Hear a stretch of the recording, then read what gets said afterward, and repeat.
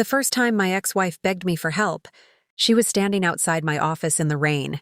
She looked nothing like the woman who had walked out of our house 7 years earlier. Back then, she had been wearing a red dress, carrying 2 suitcases, and smiling like she had finally escaped a prison. That night, she had looked me directly in the eyes and said, "I deserve a life that makes me happy." Then she left me for another man. I didn't stop her. I didn't beg. I didn't chase her car down the driveway. I simply stood at the front door and watched the woman I had loved for 11 years disappear into the darkness.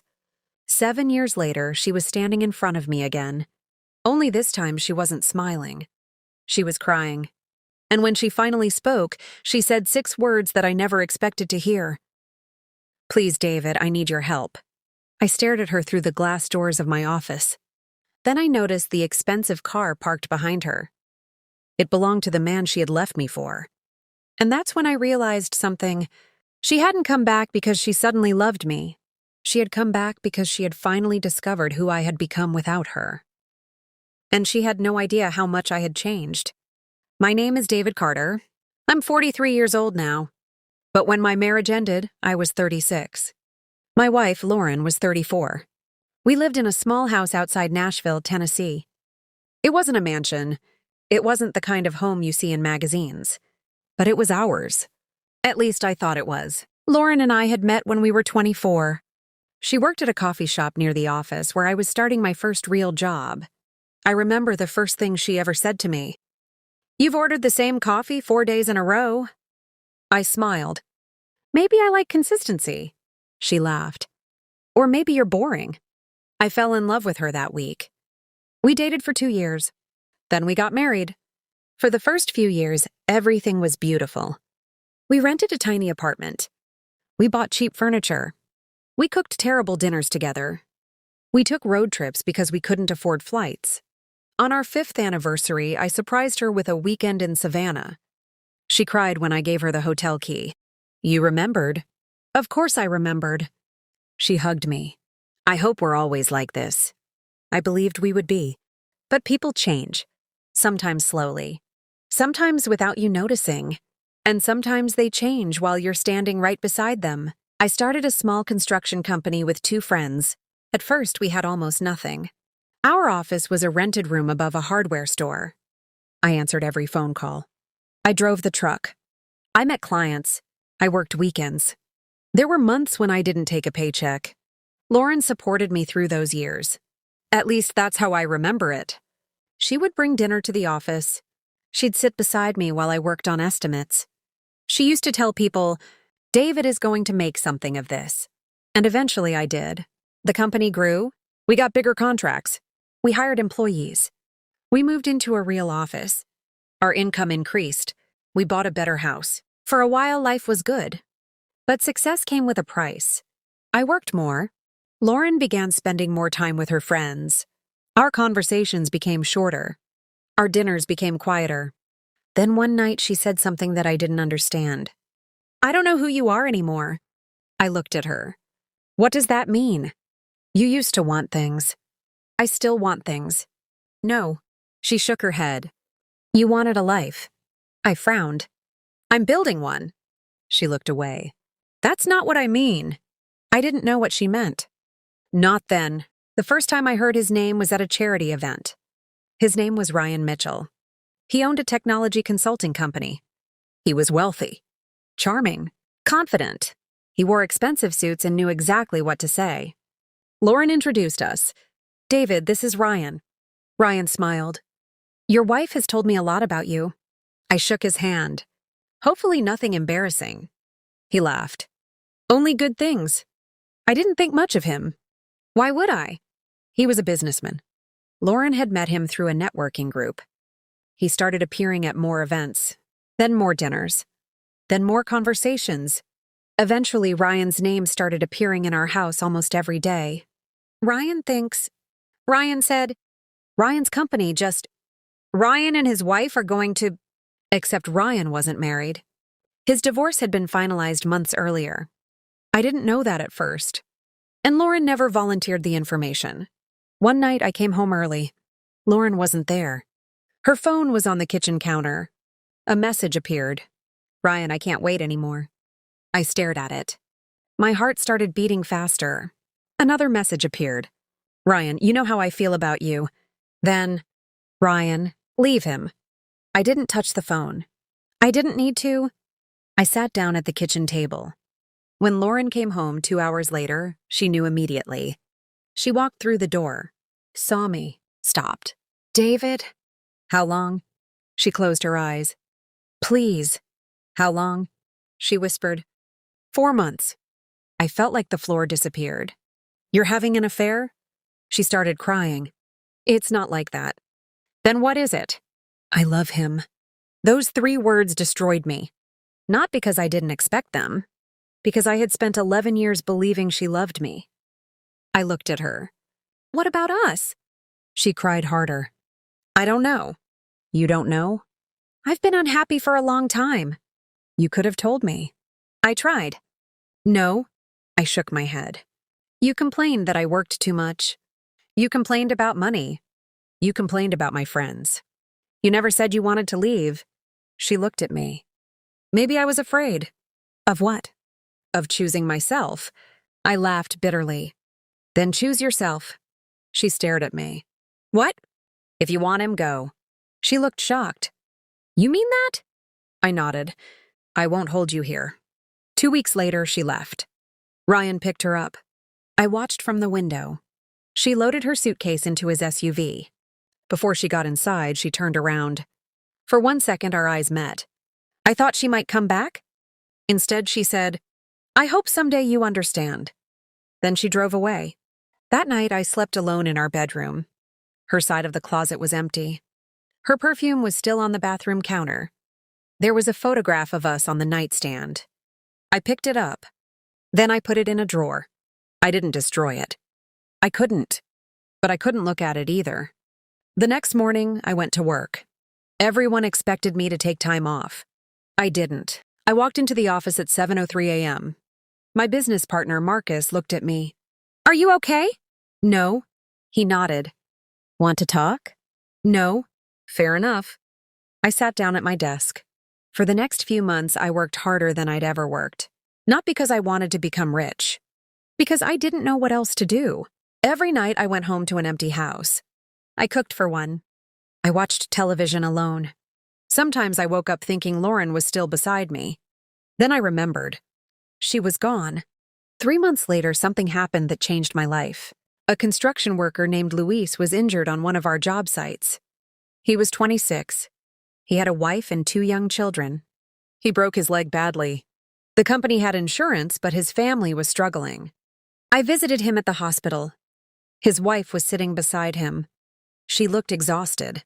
I asked, Is there anything you need? She shook her head. We'll manage. I looked at their children. One was sleeping in a chair. The other was watching cartoons on a phone. I thought about my own empty house. Then I said, I'll cover the rent for 3 months. She stared at me. You don't have to. I know. I paid it. I didn't tell anyone. But Marcus found out. He asked, Why did you do that? I shrugged. Because I could. That moment changed something inside me. For the first time since Lauren left, I realized my life wasn't only about what I'd lost. It could also be about what I could give. I started helping employees with emergency expenses. Then I created a small employee assistance fund. Then a scholarship for workers' children. Then a program that helped young people learn construction skills. I never expected it to become anything big. But it did. The company grew, not because I chased money, because I built something people believed in. Within 3 years, we were one of the largest independent construction firms in the region. I became a better businessman. But more importantly, I became a better man. I learned how to listen. I learned how to slow down.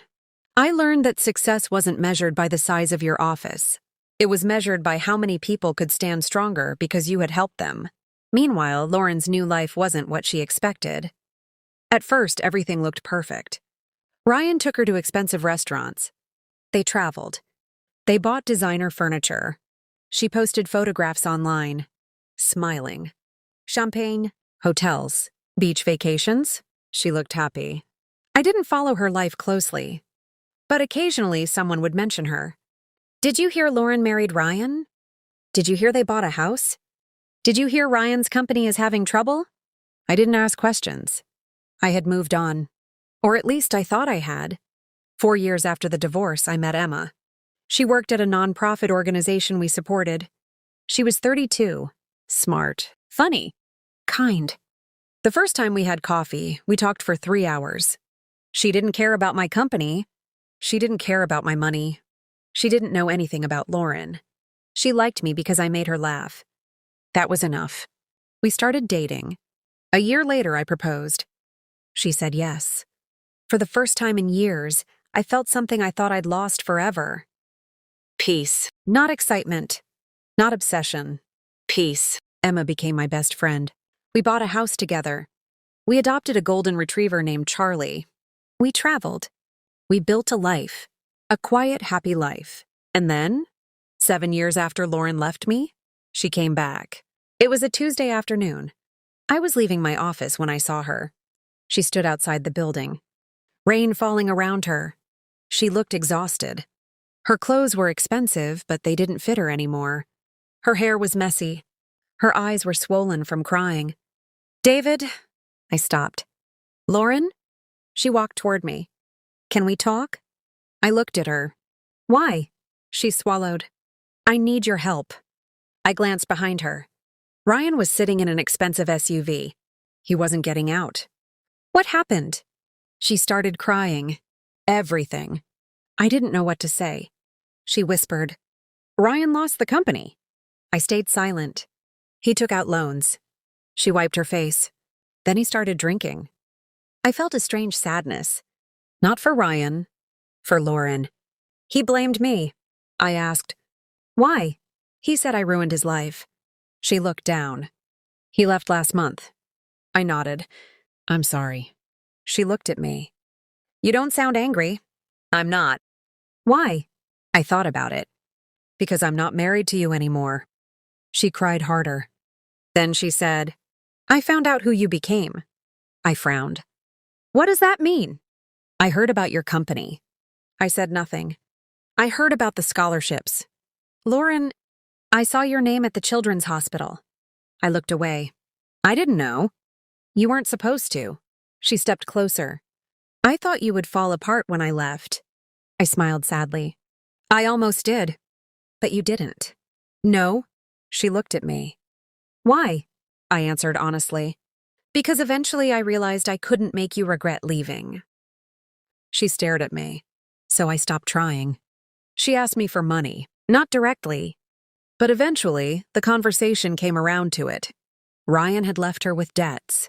She had no stable income. She was facing foreclosure. Her credit was destroyed. She wanted me to help. I could have said no. Part of me wanted to. But I remembered the man I used to be. The man who had loved her. And I realized something? Helping her wouldn't mean taking her back.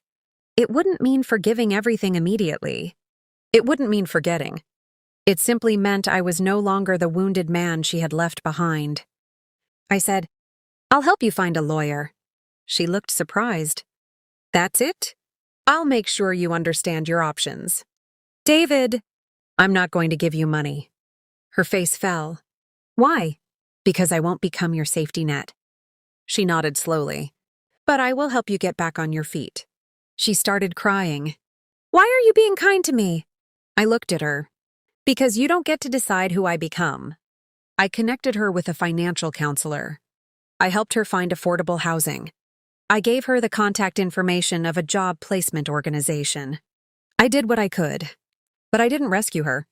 She had to rescue herself. For the first time in years, she had to build something without someone carrying her. And strangely, that was exactly what she needed. Several months later, Lauren called me. I got a job. I smiled. Congratulations. It's not glamorous. Doesn't matter. I actually like it. That's good. There was silence. Then she said, I owe you an apology. I leaned back. Okay. I blamed you for everything. I know. I told myself you were the reason I was unhappy. I didn't respond. But I was unhappy with myself. That sentence surprised me. She continued. I thought Ryan was going to save me. He didn't. No. She laughed sadly. I thought money would make me happy. It didn't. I thought leaving you would make me free. And? I was already free? She started crying. I just didn't know how to be happy with myself. I didn't know what to say. Then she whispered, Did you ever hate me? I looked at Emma's photograph on my desk. No. She was quiet. I hated what you did. I continued. But I don't hate you. How? Because I eventually realized hate was another way of letting you control my life. Silence. Then she said, I'm glad you became who you are. I smiled. So am I. A few months later, I received an invitation. Lauren was getting remarried. Not to Ryan. Someone else. A man she had met through her new job. She wasn't asking me to attend. She simply wanted to tell me herself. Are you happy? I asked. She smiled. For the first time, I think I am. Then I'm happy for you. She hesitated. Do you think I'm a bad person? I thought carefully. I think you made a terrible choice. Is that different? Yes. How? Because people are more than their worst decision. She started crying. Thank you. For what? For not letting my worst decision become your worst version. I didn't fully understand what she meant. Until years later. Today I'm 43. I'm married to Emma. Our company employs hundreds of people. We have 2 children. Charlie is old and gray now. Our house is loud. Messy. Beautiful. Sometimes I stand in the kitchen on Sunday mornings and watch Emma make pancakes while our kids argue over who gets the biggest one. And I think about the night Lauren left. I remember the empty bedroom. The suitcase. The sound of her car disappearing down the street. There was a time when I thought that moment was the worst thing that had ever happened to me. Now I know it was the beginning of my life. Not because Lauren was evil. Not because Ryan was a villain. But because losing someone forced me to finally discover myself. I used to believe success meant proving Lauren had made the wrong choice. It didn't. Success wasn't becoming rich enough for her to regret leaving. It wasn't buying a bigger house. It wasn't driving a better car. It wasn't making her jealous. Success was waking up one morning and realizing I didn't need her to regret anything. I was happy. Completely. Quietly. Honestly happy. And when Lauren stood outside my office years later, begging me for help, I didn't feel victorious. I felt grateful. Because I finally understood something. I wish someone had told me on the night she left. Sometimes the person who walks away from you isn't taking your future. They're making room for it. Lauren thought she was leaving a man who had failed to make her happy. She didn't realize she was leaving a man who hadn't yet learned how to become himself. 7 years later, she discovered who I had become. And by then, I had already discovered that I didn't need her anymore. Not because I stopped caring, but because I finally learned the difference between loving someone and needing them. And that difference changed my entire life.